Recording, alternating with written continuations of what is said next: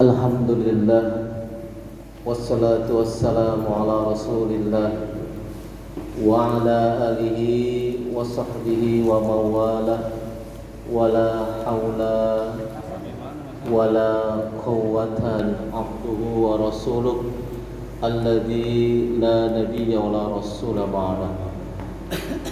Allahumma salli wa sallim ala nabiyyina wa rasulina Muhammadin sallallahu alaihi wasallam wa ala alihi wa sahbihi ajma'in, amma ba'd. Puji dan syukur kita panjatkan kepadanya, Zat yang telah menurunkan Al-Quran sebagai hudan dan hidayah, petunjuk serta inayah untuk kita semua, dan juga telah menjadikan Al-Quran yang diturunkan kepada hamba-Nya yang lurus itu, walam yaj'al lahu iwaja, tidak ada kontradiksi di dalamnya, menjadi rahmat bagi khususnya orang-orang yang membacanya, mengkajinya dan memahaminya, serta menjadi cahaya. Di antaranya adalah salah satu hadis yang disahihkan oleh Al-Albani dalam hadis-hadis, kumpulan hadis sahih ya. Beliau memasukkan hadis ini dengan menyebutkan man qara'a, siapa orang yang membaca asyra ayatin, 10 ayat min awali suratil kahfi, dari pembuka awal surat Al-Kahfi, maka jaminannya usima min fitnatid dajjal, dia dijaga, dipelihara dari berbagai macam fitnah, diantaranya fitnah Dajjal. Dajjal itu simbol kegelapan. Sementara membaca surat Al-Kahfi dalam salah satu hadis disebutkan sebagai nurun, sebagai cahaya. Dan memang secara umum Al-Quran itu adalah cahaya, menjadi hidayah, menjadi rahmat, menjadi cahaya. Satu lagi yang perlu kita pahami dalam konteks memperhatikan membaca Al-Quran adalah Al-Quran yang kita baca sebagai imaman, ya, sebagai imam. Jadi Al-Quran yang kita baca ini akan menjadi imam kita nanti di akhirat. Alhamdulillah, di hadapan kita tafsir Imam Ibnu Katsir yang membahas tentang tafsir dengan riwayat-riwayat hadis. Kita sudah beranjak ke ayat dalam surat Al-Kahfi ke-6, ke-7, 8, 9 dan 10. Jadi 5 sudah kita bahas, kemudian 5 lagi ya. Jadi 10 ya. Mudah-mudahan 10 ayat yang kita bahas ini itu menjadi motivasi agar kita lebih intens membacanya, agar kita lebih giat untuk menghafalnya. Karena kalimat dalam hadis bukan saja man qara'a, bukan saja yang membaca, tetapi man hafidho. Ya, hadis ini hadis sahih ya. Siapa orang yang bisa menghafal, siapa orang yang bisa membaca, tidak cukup membaca, tapi ada usaha untuk menghafal 10 ayat ini, yaitu sebagai pembuka surat Al-Kahfi. Ayat ke-6 dari surat Al-Kahfi adalah a'udzubillahi minasyaitonirrajim, fala'allaka bakhi'un nafsaka ala atharihim illam yu'minu bihadal hadithi asafa. Maka apakah barangkali kamu Muhammad akan membunuh. Bakhiun itu sama dengan halikun, ya. Dalam tafsir Imam Jalalain, bakhiun itu adalah artinya sama dengan halikun, membinasakan, ya. Nafsaka dirimu, ala atharihim, karena bersedih hati sesudah mereka berpaling, ya. Ala atharihim itu bekas-bekas pengaruh-pengaruh mereka yang mempengaruhi waktu itu orang-orang Quraisy agar jangan beriman, jangan percaya kepada Nabi Muhammad. Nah, itu diketahui oleh Nabi Muhammad. Ketika Nabi Muhammad mendengar, itu rasa sakit hati beliau kepada kaum Quraisy itu sangat sekali, ya. Jadi bahasanya itu adalah asafa, sangat menyedihkan sekali. Karena Nabi Muhammad semenjak diturunkan surat Al-Kahfi ini, surat yang ke-69 di Mekah. Bayangkan, udah berapa tahun tuh Nabi Muhammad berdakwah agar mereka mengimani Al-Quran, percaya terhadap adanya hari kebangkitan. Karena ada kaitannya, ya, nanti antara kisah pemuda-pemuda yang tertidur kemudian dibangunkan selama kurang lebih 309 tahun, ya, versi bulan Komariah, ya, atau bulan Hijriyah hitungannya, dan 300 tahun versi hitungan kalender bulan Samsiah atau bulan Masehi atau tahun Masehi. Itu sebuah kekuasaan Allah. Bagaimana orang yang tertidur anggap aja mati, tapi mampu dibangkitkan, dibangunkan kembali. Dan ini tidak ada semenjak Nabi Adam sampai kisah Ashabul Kahfi itu dikisahkan, nggak ada orang yang tertidur ratusan tahun bisa hidup lagi, nggak ada, ya. Dan ini membuat pesan untuk mereka bahwa Allah mampu, Allah itu qadirun, Allah mampu untuk membangkitkan manusia-manusia yang sudah mati. Itu pesannya.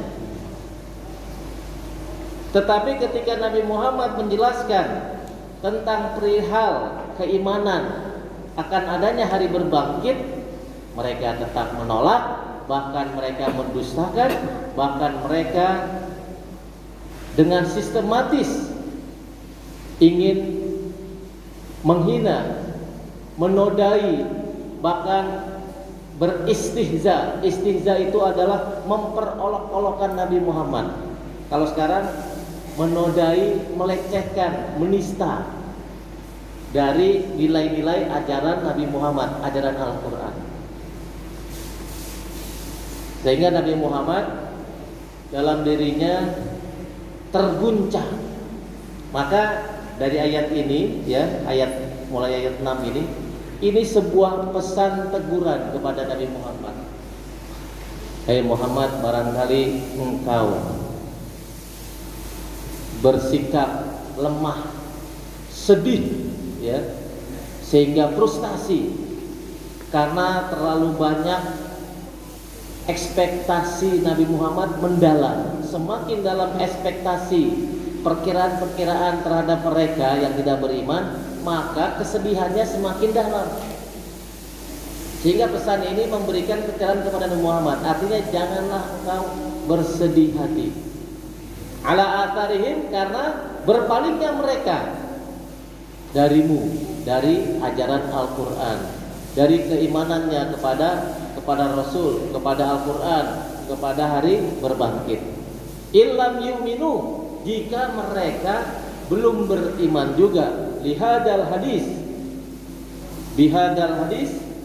dengan informasi Al-Quran ini. Jadi Al-Quran itu disebut hadis, ya. Dalam ayat ini Al-Quran dari sisi bahasa adalah hadis, karena Al-Quran nilainya adalah informasi. Hadis itu adalah khobar. Al-Quran itu khobar dari Allah. Jadi Al-Quran dalam salah satu ayat disebut hadis bihadal hadithi asafa, dengan pemberitaan informasi dari Al-Quran ini. Asafa, keadaan engkau menjadi berkeluh kesah, sedih, banyak itu ya. Asafa itu banyak, sangat menyesal, sangat bersedih, ya. Terus apa lagi? Banyak ya hal-hal yang mengguncang diri Nabi Muhammad. Ini sebuah teguran. Ketika dakwah kita, ini kembali kepada kita ya konteksnya. Ketika dakwah kita tidak diterima, dianggapnya kita ini orang yang memunculkan ajaran baru. Sedih nggak? Mereka hanya menerima ajaran-ajaran dari bapak-bapak moyang mereka. Ketika ada sunnah yang kita ajarkan merasa asing, lalu kita dituduh. Kira-kira kita sudah mengajaknya bertahun-tahun, tapi kekeh, adat di sini mah nggak begitu, nih gitu ya. Nah ini sama tantangan dakwah itu seorang muslim sama. Nah di situ ketika kita bersedih dan frustasi, apa bedanya dengan Nabi Muhammad SAW? Jadi ayat ini untuk Nabi Muhammad khusus, umum untuk kita sebagai orang yang menyebarkan agama. Pasti akan ada rasa sangat bersedih, asafa. Asafa itu sangat sedih sekali. Jadi mengenai bahasa kita itu jadi pikiran. Bahkan Nabi Muhammad dalam satu riwayat sampai frustasi, ingin bahasa kita itu membunuh diri, bahasa begitu. Tapi dicegah oleh Allah. Nah, ini sebuah tantangan yang menjadi fitrah. Ya, menjadi fitrah bagi siapapun yang mengajak kepada Al-Qur'an, mengajak keimanan, mengajak kepada akidah yang lurus, mengajak kepada ibadah yang benar, mengajak kepada akhlak yang mulia, pasti ada tantangannya. Kemudian Allah Subhanahu wa taala menguatkan beliau dengan menyebutkan inna ja'alna ma'alal ardi zinatan laha. Inna sesungguhnya, ja'alna kami, sesungguhnya kami akan menjadikan atau telah menjadikan ma'alal ardi, apa yang ada di atas dunia ini. Apa yang ada di atas dunia? Manusia. Ya. Berapa tuh manusia? 7 miliar lebih manusia. Jadi dunia ini ramai dengan manusia, dengan berbagai macam tipe model manusia. Yang beriman, yang tidak beriman, yang fasik, yang zalim, yang munafik, yang kafir, semuanya ada. Sebagai apa? Zinatan. Zinatan artinya perhiasan. Dari berbagai macam kehidupan dunia sekarang, ini dunia ini adalah perhiasan yang memukau. Lihat kendaraan-kendaraan yang begitu canggih. Melihat bagaimana tata kelola kehidupan manusia yang semakin canggih, itu akan memukau siapapun yang sekarang hidup di zaman sekarang ini, yang masih mengalami kehidupan dunia berteknologi canggih, pasti akan terpukau. Al-Quran menyatakan inna ja'alna, sesungguhnya benar-benar kami akan membuat ma'alal ardi, apa yang ada di atas dunia ini, apa saja dari kehidupan kita, kehidupan manusia secara umum, zinatallaha, sebagai perhiasan. Yang namanya perhiasan pasti kita terpukau ingin memiliki. Jadi tentang ke dunia ini semua manusia pasti ingin memiliki. Apakah dia Islam atau bukan Islam, sama secara fitrah. Zinatallaha sebagai perhiasan bumi tersebut. Untuk apa? Bumi ini dijadikan perhiasan yang begitu indah dan memukau. Lina beluahum. Tujuannya adalah lina beluahum, agar kami dapat menguji mereka. manusia-manusia yang hidup di atas bumi dan mengalami kehidupan yang serba ada. Sekarang apa yang nggak ada? Sudah diciptakan semua oleh manusia dengan sistem keilmuan yang hebat. Tapi sebagai ujian, kami akan menguji mereka manusia, yaitu dengan pertanyaan Allah, ayyuhum ahsanu amala, siapa di antara mereka yang baik, yang terbaik. Ahsan itu terbaik amalnya. Jadi yang ditanyakan oleh Allah itu nanti adalah amal yang berkualitas. Bagaimana kita dapat mengukur bahwa amal ini adalah bagian ahsanu amalan, amal yang berkualitas? Yang pertama, amal berkualitas itu adalah niatnya ikhlas kepada Allah. Nah, ini untuk membersihkan hati kita dari semua amalan dunia.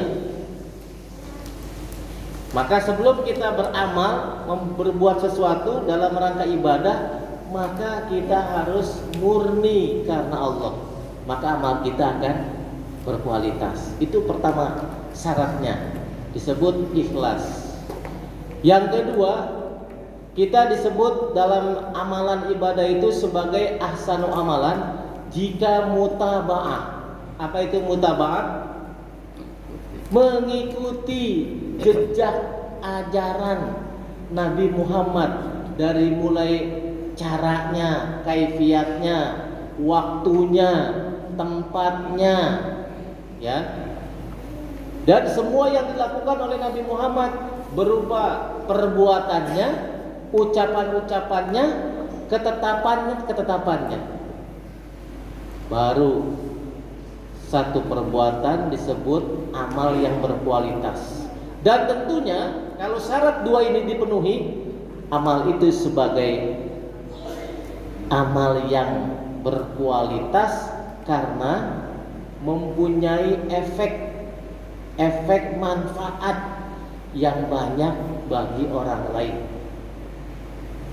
Jadi syarat sebuah amal disebut berkualitas sebagai ahsanu amalan adalah berefek positif, kemanfaatannya bagi orang banyak. Dengan syarat tadi ikhlas dan mutaba'ah, atau saya singkat dengan imut. Nah, gampang kan? Imut, i-nya ikhlas, mutnya mutaba'ah. Dua-duanya bahasa Arab itu. Ikhlas bahasa Arab, bahasa Indonesianya rela, ya, bersih, murni, pure karena Allah. Itulah ikhlas. Kemudian mutaba'ah dari kalimat taba'a yutabi'u, artinya mengikuti. Ittiba kepada Nabi Muhammad, mengikuti dalam semua aspek ibadah beliau. Jadi tidak ada yang terlepas. Seperti sholat, semua rangkaian sholat, ya, dengan berbagai macam model yang dicontohkan oleh Rasulullah, selama itu hadisnya sahih, maka kita boleh menjalankannya. Ini pertanyaan kepada kita. Setelah Allah nyatakan bahwa dalam dakwah itu pasti ada tantangan, sikap, rasa bersalah, sedih, putus asa, itu sudah biasa, ya, bagi umatnya Nabi Muhammad untuk menyebarkan dakwah Islam. Yang kedua, bahwa ada kelompok-kelompok tertentu yang berusaha untuk melakukan istihza. Itu pasti. Istihza itu dalam bahasa Al-Baqarah, ya, mereka memperolok-olokkan Allah dan Rasulnya, ya. Kemudian mereka ini membuat satu pernyataan, satu perbuatan, bahkan menghina. Kalau bahasa kita membuli. Nah, itu istihza, menodai, melecehkan. Nah, ini tantangan dakwah sekarang sama. Di tengah-tengah umat Islam mayoritas pun masih ada orang lain yang dengan beraninya melakukan istihza. Nah, itu tantangan kita. Bagaimana sikap kita? Sedih nggak ketika Nabi Muhammad SAW namanya dikategorikan sebagai bagian dari yang tidak pantas untuk dipersamakan? Objek nama Nabi Muhammad dipersamakan dengan hal-hal yang tidak pantas, yaitu dengan Homer. Itu istihza. Istihza kepada Nabi yang sangat dihormati oleh miliaran manusia di muka bumi. Jadi dalam dakwah itu apa yang pernah dialami oleh Nabi, pasti zaman kita juga akan teralami. Nah, Al-Kahfi ini sebagai solusi. Bagaimana sikap kita? Nah, dengan membacanya kita tahu, oh inilah bagian dari nilai-nilai perjuangan dakwah. Bagaimana dengan dakwah jam'iyah? Sama. Dakwah jam'iyah maka tuntutannya harus mengikuti perkembangan zaman. Mengikuti bagaimana zaman ini berputar dan arahnya kemana. Tantangannya apa? Nah, itu dakwah jam'iyah. Persatuan Islam sudah mengarah ke sana. Kemudian Allah jelaskan pula bahwa bumi yang menjadi bagian ujian, dunia ini adalah ujian, semuanya dalam kehidupan kita adalah ujian, adalah akan kami jadikan di atasnya nanti, di atas bumi ini, setelah bumi ini indah, bagus, mewah, kami akan jadikan sa'idan jurza. Pada akhirnya menjadi tanah yang tandus dan gersang. Ini bicaranya di akhir dunia. Wa inna laja'iluna, dan sungguh kami benar-benar akan menjadikan ma'alaiha, apa yang ada di atas bumi yang mewah, yang indah, yang memukau ini, yang serba canggih ini, kami akan jadikan sa'idan jurja, tanah yang rata, tandus, kering. Sebagaimana kata Allah dalam ayat lain, dikembalikan seperti semula. Artinya ini sebagai peringatan bahwa dakwah itu ada akhirnya. Kapan? Hari kiamat. Jadi menjelang hari kiamat nanti dakwah-dakwah Islam itu akan semakin hebat lalu menurun. Karena munculnya beberapa fitnah zaman, termasuk fitnah Dajjal. Walaupun sistemnya, sifatnya sekarang di dunia ini sudah berlaku sistem Dajjal, namun Dajjal yang originalnya adalah muncul sebelum kiamat datang. Sudah dekat kiamat. Di sana akan muncul juga nuzulu Isa, khurujud Dajjal, berarti nuzulu Isa alaihissalam. Munculnya Dajjal berarti menandakan turunnya Nabi Isa alaihissalam. Dua-duanya dijuluki oleh Nabi Muhammad sebagai Al-Masih. Al-Masih. Yang satu Al-Masih alal haq, yaitu Al-Masih yang pro terhadap yang hak, kebenaran. Dan yang satu Al-Masih alal batil, yaitu Al-Masih yang pro kepada kebatilan, kebohongan yang sudah menjamur di seantero dunia. Di negara mana saja, lihat, kebohongan pasti ada. Kebohongan sistem yang sistematis dalam ekonomi, dalam semua sendi-sendi kehidupan. Nah, itu berarti kita sudah terperangkap oleh sifat sistem Dajjal. Nah, Al-Kahfi ini sebagai solusi. Walaupun pada akhirnya kita akan menghadapi sebuah kenyataan bahwa kiamat akan tiba. Maka dunia yang dilihat indah ini akan menjadi gersang, tandus, rata, dan tidak indah lagi. Artinya apa?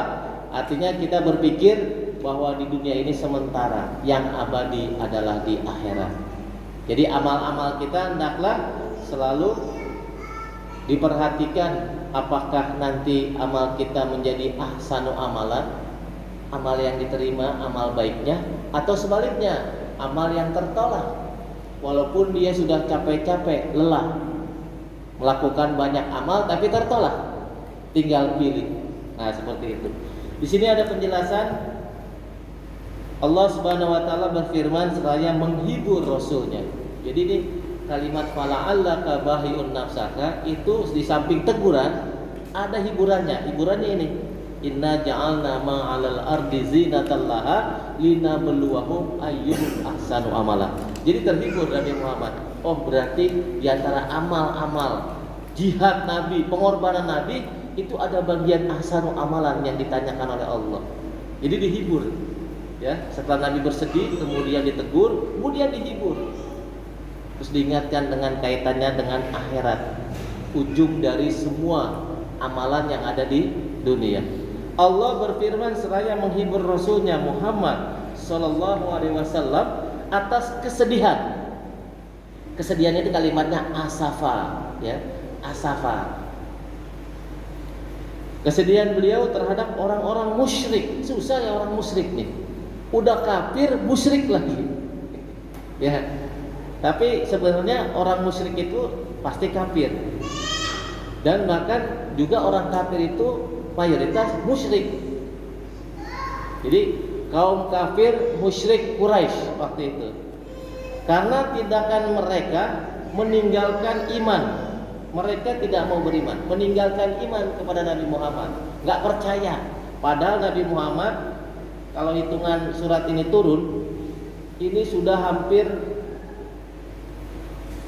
kan 13 tahun di Mekah ya, hampir 10 tahun lebih Nabi Muhammad SAW berdakwah. Bayangkan, masih belum dipercaya, udah puluhan surat yang diterima oleh beliau. Nah, diantaranya surat Al-Kahfi ini, surat ke-76. Berarti kan dari surat pertama, kedua, ketiga. Surat pertama surat Al-Alaq, surat kedua surat Al-Qalam tuh ya. Kemudian ketiganya surat Al-Muzammil, keempatnya Al-Mudaththir, kelimanya Al-Fatihah. Itu urutannya. Kemudian yang keenam surat Al-Lahab. Itu tantangan dakwah dalam konteks keluarga. Al-Lahab diturunkan di awal-awal sebagai tantangan dakwah beliau dalam keluarga besarnya, Bani Hashim, ya, turunan Quraisy. Dan jauhnya mereka dari keimanan sebagaimana yang difirmankan dalam ayat lain surat Fatir ayat 8. Fala tadhab nafsuka alaihim hasaratin. Maka janganlah dirimu binasa karena kesedihan terhadap mereka. Jadi semua perkiraan Nabi Muhammad itu meleset. Jadi boleh kita berekspektasi, ekspektasi perkiraan, tapi meleset semua. Saya kira saya dakwah 2 tahun, 3 tahun, 10 tahun berhasil. Ternyata kebalikannya. Bagaimana? Akan mengguncang secara psikologis jiwa kita. Sama seperti yang pernah dialami oleh Nabi Muhammad. Tapi Allah menghibur nabinya dengan turun surat Al-Kahfi. Walaupun Al-Kahfi dipending gitu ya. Biasanya Nabi Muhammad ketika ditanya tentang satu hal, hari itu juga turun wahyu. Tapi waktu itu Nabi Muhammad dites. Kalau bahasa kita nah sekarang di prank. Nabi Muhammad kena prank, ya. Keyakinan beliau biasanya ketika ada yang nanya satu perkara, beliau di luar pikiran dan di luar nalar, maka muncul wahyu. Tapi Nabi Muhammad sampai mengatakan besok saya jawab. Nah, di sini ada satu perilaku sikap yang kurang pas dari Nabi Muhammad, yaitu apa?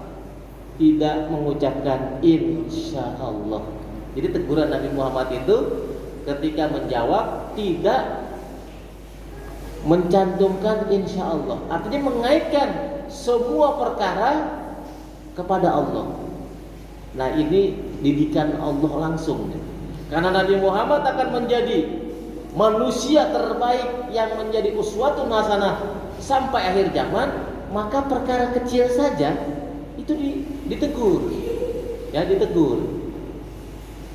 Dengan memberikan kisah di dalam surat Al-Kahfi, kisah pertemuan Nabi Musa dengan Khidir. Ketika Khidir mencarati, wahai kawanku Musa, sesama Nabi, engkau boleh ikut denganku, asal engkau memenuhi syarat. Apakah engkau pertama akan sabar mengikuti aku? Kemudian Nabi Musa menjawab apa?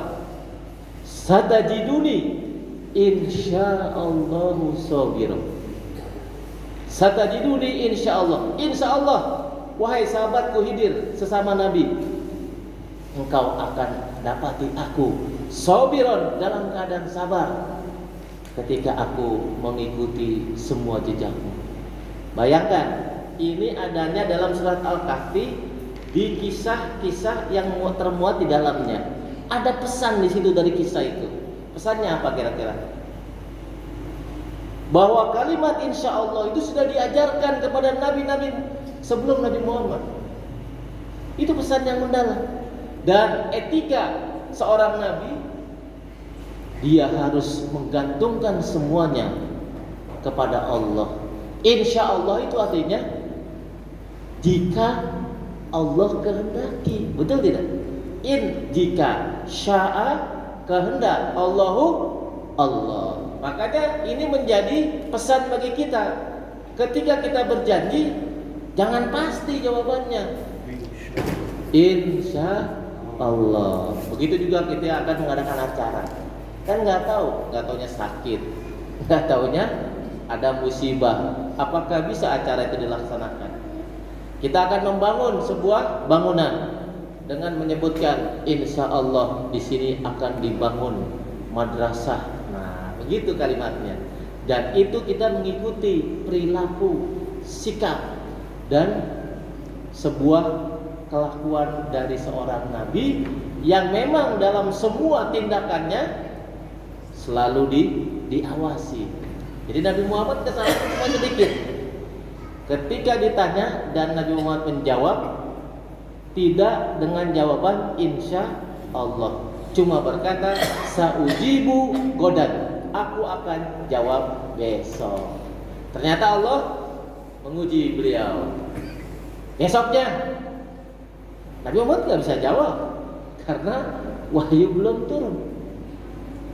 Sampai 1 minggu heboh kota Mekah. Mana Nabi Muhammad? Katanya mau menjawab. Ini sudah 1 minggu, bahkan 2 minggu. Jadi selama kurang lebih setengah bulan Nabi Muhammad menunggu jawaban dari pertanyaan orang Quraisy. Pertanyaan itu pertama adalah tentang siapakah pemuda-pemuda yang tidur di dalam gua, karena dalam kisah mereka ada keajaiban dunia. Kalau bahasa kita ada OMG-nya. Ada nggak sekarang manusia yang mampu tidur sebulan deh? Bisa tewas itu Pak, nggak makan. Tidak ada asupan bagi manusia normal, 3 hari aja tewas Pak. Ya, kalau diinfus lain lagi, itu asupan juga. Ini nggak makan, nggak minum, puasa bahasanya gitu. Walaupun tidur loh. Nah, ini sebuah kekuasaan Allah yang diberikan kisahnya kepada Nabi Muhammad, khususnya untuk umatnya. Waktu itu penduduk Mekah yang mereka masih tidak percaya akan adanya hari berbangkit. Itu pesannya dalam surat Al-Kahfi. Jadi kita bukan sekedar baca nih, ya, ayat-ayat dalam surat Al-Kahfi ini, tapi kita berikan pemahaman sesuai dengan konteksnya. Karena Al-Kahfi adalah masuk dalam bagian surat-surat Makkiyah. Nah, dakwah Nabi Muhammad di Mekah itu adalah tematiknya kebanyakan adalah membuka pemikiran serta keyakinan agar mereka percaya akan adanya hari berbangkit. Itu kebanyakan surat-surat Makkiyah. Bukan mengenai hukum, tapi mengenai bagaimana meluruskan keyakinan akidah mereka dari pengaruh-pengaruh akidah yang rusak tentang keimanan kepada Allah, kepada Rasulnya, kepada Al-Quran, dan kepada hari akhirat. Dalam hari ini hari kiamat, mereka nggak percaya akan adanya hari kiamat. Bahkan adanya hari pembalasan mereka juga tidak percaya. Kita lanjut, firman Allah bahiun, membunuh artinya. Bahiun ini sama dengan halikun qatilun. Qatala yaqtulu artinya membunuh. Halikun membinasakan. Ini makna lafaz ya. Jadi kita perlu paham bahiun, kayaknya baru dengar nih bahiun. Maka barangkali engkau Muhammad akan membunuh dirimu gitu. Dalam sejarah Nabi Muhammad 2 kali akan frustasi membunuh diri. Dalam ayat lain begitu juga sama kalimatnya. Fala'allaka bahiun nafsaka. Berarti membinasakan dirimu akibat kesedihan, frustasi. Artinya umat Islam juga ada yang frustasi ketika mereka sudah berusaha bertahun-tahun mengajak orang lain untuk mengajarkan nilai-nilai ajaran yang murni dari Allah dan Rasulnya. Capeklah kita kan begitu bahasanya. Kesedihan atas diri mereka. Oleh karena itu Allah berfirman, "Fala'allaka bahi'un nafsaka 'ala atharihim illam yu'minu bihadzal hadisi asafa." Maka barangkali apakah engkau Muhammad akan membunuh dirimu karena bersedih hati sesudah mereka berpaling. Berpaling artinya tidak mau percaya, bahkan memusuhi, menteror, menghina, melecehkan, membuli Nabi Muhammad, Al-Quran, Allah, dan hari kiamat. Kalau dalam surat Yasin itu ada orang sengaja di hadapan Nabi ngambil tulang-tulang sisa kuburan. Mayat yang bekas kuburan itu ada sisa tulangnya, kemudian dikatakan, apakah tulang-tulang ini akan kembali menjadi jasad? Kalau dalam bahasa Yasinnya itu wahiyya romim, sementara manusia ini sudah menjadi hancur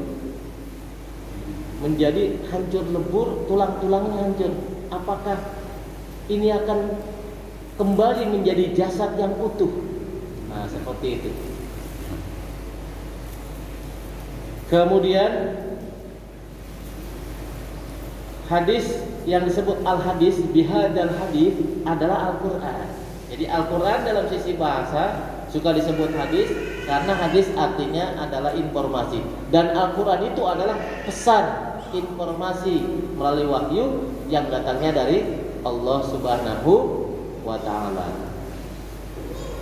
Maka Allah Ta'ala berfirman, janganlah kamu membinasakan dirimu karena putus asa. Kita boleh putus asa, tapi jangan membinasakan, membunuh diri. Jadi putus asanya kita itu terukur. Wah, kita sudah putus asa, ya sudah, buat lagi banyak sharing, banyak tukar pikiran. Kalau sendiri ya bisa stres, ya. Tapi kalau bersama-sama mungkin akan ringan dalam menjalankan dakwah ini. Qatadah mengemukakan, ini Qatadah termasuk imam-imam ahli tafsir di Madrasah Madinah milik Imam Ibnu Abbas. Jadi Imam Ibnu Abbas itu adalah kiai tafsirnya umat. Kiai umat Islam yang jago dalam tafsirnya umat Islam adalah Ibnu Abbas. Ibnu Abbas bikin madrasah di Madinah itu. Di antara muridnya ini Qatadah. Makanya Qatadah bisa komentar, kenapa ilmunya ngambil dari gurunya, ahli tafsir. Begitu. Qatadah mengemukakan, engkau membunuh dirimu sendiri karena murka. Jadi sedih yang diliputi dengan rasa kesal, murka, ya, atas diri mereka. Mujahid. Nah, yang kedua mujahid. Kalau kita mengatakan mujahid tukang jahit. Mujahid, nama salah satu ahli tafsir di Madinah, termasuk dari murid-muridnya Imam Ibnu Abbas di Madinah. Mujahid berkomentar, dia sama mengomentari ayat tadi, ya. Falalaka bakhi'un nafsaka ala tarihim illam yu'minu bihadzal hadisi asafa. Apa komentar Imam Mujahid sebagai bagian para analis tafsir yang terkenal di zamannya, muridnya Ibnu Abbas langsung, begitu bahasanya.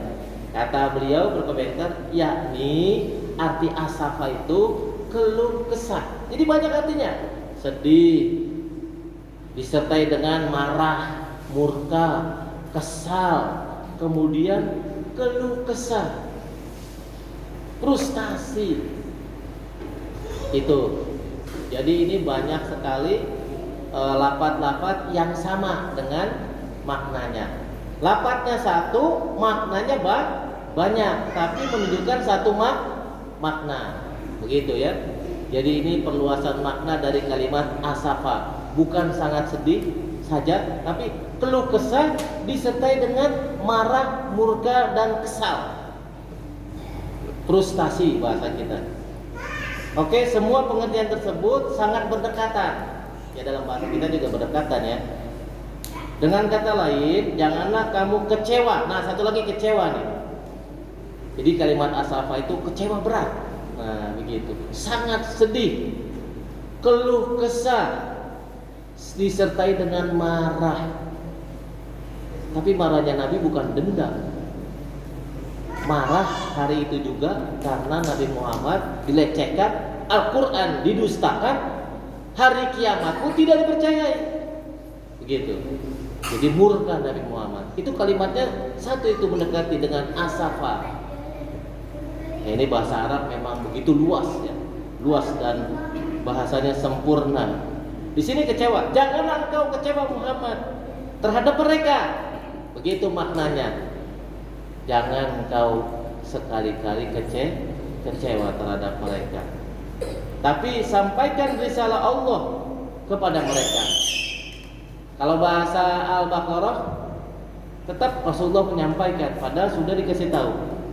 Innal ladzina kafaru sawaun alaihim a'anzartahum am lam tunzirhum la yu'minun. Kalau kita dapat pernyataan dari Allah begitu, kita berhenti dakwah itu. Asar wae atuh didakwahi, enggak didakwahi, mereka beriman. Kita akan frustasi. Tapi Nabi Muhammad ketika dapat ayat itu dalam surat Al-Baqarah versi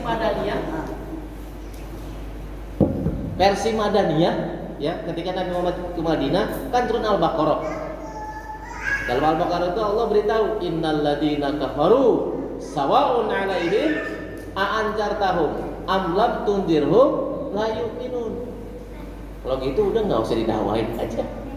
Kalau menurut kita, tapi Nabi Muhammad tetap berdakwah. Nah, ini penjelasannya hampir sama di sini. Yaitu dengan kata lain, janganlah kamu kecewa. Biarkan kamu nggak diterima, tetap dakwah terus, jalan terus, begitu. Tetapi sampaikanlah risalah Allah kepada mereka, walaupun mereka tidak menerima. Kalau kita kan enggak, itunya udah nggak menerima, ya udahlah kita bubar aja, udah kita hentikan. Nah, begitu kita frustasi, putus asa, sedih, kesal, kecewa. Itu hal yang wajar yang pernah dialami oleh Nabi Muhammad. Nanti sebentar lagi, sedikit lagi. Barang siapa yang mendapat petunjuk, maka yang demikian itu untuk dirinya. Ini mengutip kalimat firman Allah ya, dalam surat Al-A'raf kalau nggak salah ya, sebagai penjelasan 179 atau 178 sebelumnya. May yahdillahu fahuwal muhtad. Barang siapa yang mendapatkan petunjuk, mayyahdillah, siapa yang Allah tunjuki dia, bahwa muhtadi, maka petunjuk itu untuk dirinya. Benar enggak? Begitu. Wa may yudlil, dan barang siapa yang sesat. Nah, wa may yudlil falaha, dialah, maka dia sendiri yang menyesatkan dirinya sendiri, bukan Allah. Maka tidak ada seorang pun yang dapat memberikan petunjuk kepada dia. Ini sudah pernyataan Allah. Wahai Muhammad, siapa yang dapat petunjuk, itu untuk petunjuk untuk dirinya sendiri. Tapi kalau dia memilih kesesatan, tidak membuka dirinya, menutup dirinya, berarti Tidak ada seorang pun yang mampu memberi petunjuk, walaupun Nabi sekalipun engkau Muhammad sebagai Rasul, engkau tidak akan mampu memberi petunjuk. Engkau cuma menyampaikan. Masalah petunjuk adalah Allah, hak prerogatif Allah. Ini pernyataan Al-Quran sebenarnya yang sering dibaca sebagai mukadimah khutbah. May yahdillah fahuwal muhtadi wa may yudlil fala hadiyalah. Dalam Al-Kahfi juga ada may yahdillahu fahuwal muhtadi wa may yudlil falan tajida lahu waliyam mursyida. Kalau nggak salah di ayat 29 ada dalam surat Al-Kahfi. Coba aja lihat 29. Jadi itu pernyataan Allah ada di ayat-ayat lain. Jadi itu saja dulu, nanti mungkin kalau ada pertanyaan kita tampung ya. Ini 5 ayat dari 10 ayat mukadimah. Jadi ini tantangan dakwah yang dialami oleh Nabi. Bagaimana kita kontekkan pada masa sekarang? Sama enggak yang dialami oleh kita?